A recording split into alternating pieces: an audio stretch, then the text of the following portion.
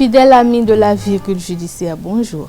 Nous revenons encore aujourd'hui sur les règles particulières pour l'élection du duo président de la République et vice-président de la République. En effet, selon le nouveau code électoral et en application de l'article 42 de la loi numéro 91-009 du 4 mars 1991, modifiée par la loi du 31 mai 2001 portant loi organique sur la Cour constitutionnelle, le contentieux relatif aux candidatures relève de la compétence de la Cour constitutionnelle qui dispose de 5 jours pour statuer.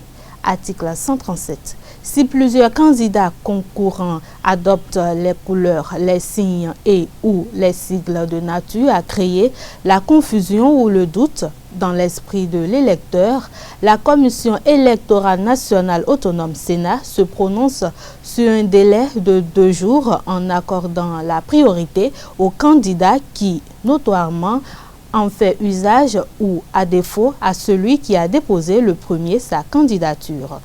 Article 138. Le montant du cautionnement à verser par le duo candidat au poste de président de la République et de vice-président de la République est de 50 millions de francs CFA. Ce montant est versé au directeur général du Trésor et de la comptabilité publique et est remboursable aux candidats ayant obtenu au moins 10% des suffrages exprimés au premier tour. Article 139. Sauf cas de force majeure ou de décès du candidat à l'élection du président de la République avant le scrutin, le remboursement du cautionnement ne peut intervenir que dans les conditions définies à l'article 135 ci-dessus.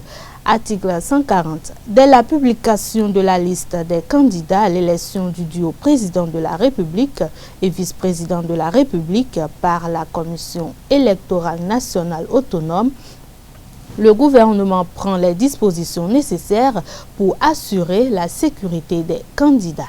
Article 141. La circonscription électorale est le territoire national, y compris les représentations diplomatiques et consulaires de la République du Bénin à l'étranger. La Commission électorale nationale autonome, en liaison avec le gouvernement, prend les dispositions nécessaires pour permettre aux Béninois résidant à l'étranger d'exercer leur droit de vote dans le respect des tests en vigueur. Et voilà, ce sera tout pour aujourd'hui. On se retrouve la semaine prochaine pour un nouveau numéro.